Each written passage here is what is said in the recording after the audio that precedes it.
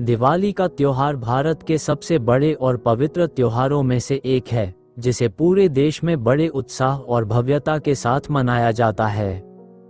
ये त्योहार केवल खुशियों का ही प्रतीक नहीं है, बल्कि भारतीय संस्कृति, परंपरा और अच्छाई की बुराई पर विजय का उत्सव है। हर साल जब दिवाली का त्योहार आता है, तो लोगों के दिलों में उत्साह का एक नया संचार होता है। चारों ओर खुशी, उत्सव और उल्लास का माहौल फैल जाता है। दीपावली की यह कहानी एक छोटे से गांव हरिपुर की है, जहां लोग अपनी सादगी, अपने रीति रिवाजों और अपने परंपरागत तरीकों से इस पर्व को मनाते हैं। हरिपुर के लोग अपने सदियों पुराने रीति रिवाजों को संजोए रखते हुए दिवाली के हर एक नियम का पालन करते हैं। गांव के सभी लोग आपसी प्रेम, सौहार्द और सहयोग से इस त्योहार को मनाते हैं। हरिपुर एक हरा भरा, प्राकृतिक सौंदर्य से भरपूर गांव है। इस गांव में छोटे छोटे घर हैं, जो कच्ची सड़कों से जुड़े हुए हैं। खेतों की हरियाली, आसपास की नदियां और पेड़ पौधों की छटा इस गांव को और भी सुंदर बनाती हैं। दिवाली का समय आते ही गांव की रौनक बढ़ जाती है। हर घर में सफाई का काम शुरू हो जाता है। लोग अपने घरों को सजाने के लिए रंग बिरंगी बंधनवार, दीपक और फूलों की माला खरीदने के लिए पास के कस्बे में जाते हैं। इस गांव में दिवाली का महत्व इसलिए भी है क्योंकि यहाँ के लोग देवी लक्ष्मी और भगवान राम को विशेष श्रद्धा से मानते हैं।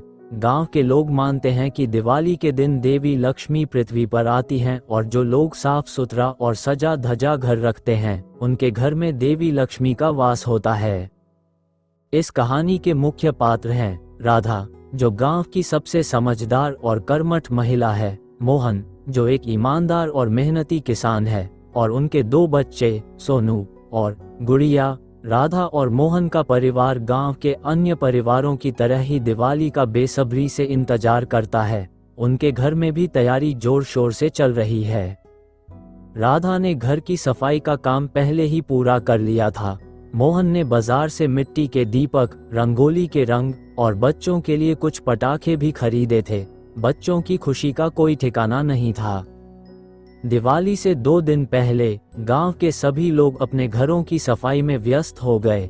बच्चे अपने घरों के आंगन में रंगोली बनाने में मां की मदद करते हैं। गांव के लोग दीवारों पर नए रंग लगाते हैं और पुराने दियों को साफ करके नए रूप में सजाते हैं। राधा ने भी अपने घर में रंगोली बनाना शुरू किया। उसने अपने बच्चों को भी रंगोली बनाने के लिए प्रेरित किया। सोनू और गुड़िया ने मिलकर एक सुंदर रंगोली बनाई और घर के सामने दीपक सजाए। मोहन ने खेत से नई फसल काटकर घर लाया, जिसे वे दिवाली के दिन भगवान को अर्पित करेंगे। इस नई फसल का महत्व इसलिए भी अधिक है क्योंकि इसे देवी लक्ष्मी का आशीर्वाद माना जाता है। दिवाली के 5 दिनों के त्योहार की शुरुआत धनतेरस से होती है। हरिपुर के लोग धनतेरस के दिन विशेष पूजा अर्चना करते हैं और नए बर्तन या धातु की चीजें खरीदते हैं। ये दिन धन और समृद्धि का प्रतीक माना जाता है। मोहन ने इस दिन एक नया बर्तन खरीदा और राधा ने लक्ष्मी जी की पूजा की। इस दिन राधा ने परिवार के सभी सदस्यों के साथ मिलकर लक्ष्मी जी की आरती की और घर में सुख शांति और समृद्धि की कामना की। सोनू और गुड़िया ने भी अपनी नन्ही नन्ही हथेलियों में दीपक जलाकर पूजा में भाग लिया। धनतेरस के अगले दिन नरक चतुर्दशी आती है, जिसे छोटी दिवाली के रूप में भी मनाया जाता है। इस दिन को बुराई पर अच्छाई की विजय का प्रतीक माना जाता है। इस दिन गांव के लोग सुबह जल्दी उठकर स्नान करते हैं और पूरे गांव में सफाई का काम करते हैं। मोहन ने बच्चों को इस दिन का महत्व समझाया। उन्होंने बताया कि इस दिन भगवान कृष्ण ने नरकासुर नामक राक्षस का वध किया था और बुराई पर अच्छाई की जीत की थी। इस कहानी ने बच्चों में अच्छाई के प्रति आस्था को और भी गहरा कर दिया। आखिरकार वह दिन आ गया जिसका सभी को बेसब्री से इंतजार था। दिवाली की रात हर घर दीपकों से जगमगा उठा। राधा और मोहन ने बच्चों के साथ घर के आंगन में सुंदर दीप जलाए। रंग बिरंगी रंगोली और दीपकों की पंक्तियों से पूरा आंगन स्वर्ग सा सुंदर लगने लगा। राधा ने दिवाली की पूजा की तैयारियां शुरू कर दी। उसने लक्ष्मी गणेश की मूर्ति को फूलों से सजाया, मिठाइयां बनाई और प्रसाद तैयार किया। मोहन ने बच्चों के साथ मिलकर पटाखे जलाने की व्यवस्था की। रात होते ही पूरे गांव में दिवाली की आरती शुरू हुई। गांव के मंदिर में पूजा के बाद सभी लोग अपने अपने घरों में लक्ष्मी जी की पूजा करने लगे। राधा ने भी अपने पूरे परिवार के साथ लक्ष्मी जी और गणेश जी की पूजा की और सुख समृद्धि की कामना की। पूजा के बाद सोनू और गुड़िया ने पटाखे जलाने की जिद की। मोहन ने बच्चों के साथ मिलकर रंग बिरंगे फुलझड़ियां और अनार जलाए। चारों ओर पटाखों की आवाजें गूंज रही थीं और पूरा आकाश रंगीन रोशनी से सज गया था। बच्चों के चेहरे पर खुशी की झलक देखनी तो बनती थी। सोनू ने मोहन से पटाखों के बारे में पूछा कि इतने सारे पटाखे क्यों जलाते हैं। मोहन ने बच्चों को समझाया कि पटाखों का मतलब है बुराई का अंत और एक नई उज्ज्वल शुरुआत। ये सुनकर बच्चों ने पटाखों को और ज्यादा उत्साह से जलाया। हरिपुर में दिवाली केवल व्यक्तिगत खुशियों तक सीमित नहीं थी, बल्कि यह गांव के सभी लोगों के लिए एक सामूहिक उत्सव था। इस दिन गांव के सभी लोग एक दूसरे के घर मिठाइयां बांटते, शुभकामनाएं देते और सभी के साथ दिवाली का आनंद मनाते। राधा ने अपने बच्चों को सिखाया कि दिवाली का असली मतलब केवल दीपक जलाना और पटाखे फोड़ना नहीं है, बल्कि ये दूसरों के साथ अपनी खुशियों को बांटना है। उसने बच्चों को गांव के गरीब लोगों के पास मिठाइयां बांटने के लिए भेजा। इस कार्य ने बच्चों के दिल में सच्ची दिवाली की भावना को और भी मजबूत कर दिया।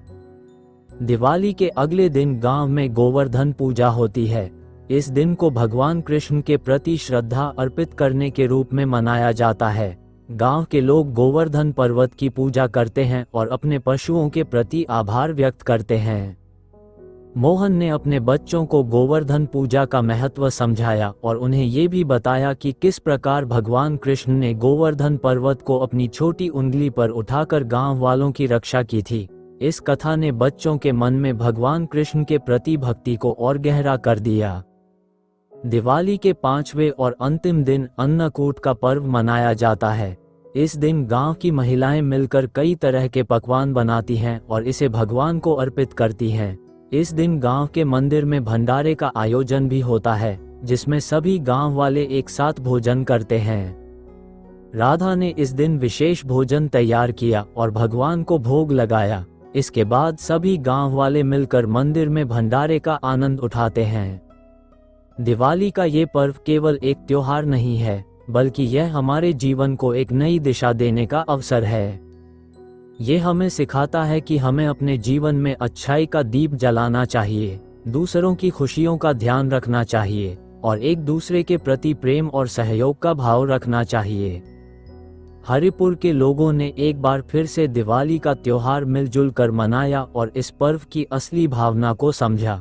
राधा और मोहन ने अपने बच्चों को सिखाया कि दिवाली का असली मतलब केवल अपने घर को सजाना ही नहीं, बल्कि अपने भीतर अच्छाई का दीप जलाना है। इस प्रकार हरिपुर की यह दिवाली सबके लिए खास बनी और इस छोटे से गांव ने अपने साधारण और सच्चे तरीकों से दिवाली की पवित्रता को बनाए रखा।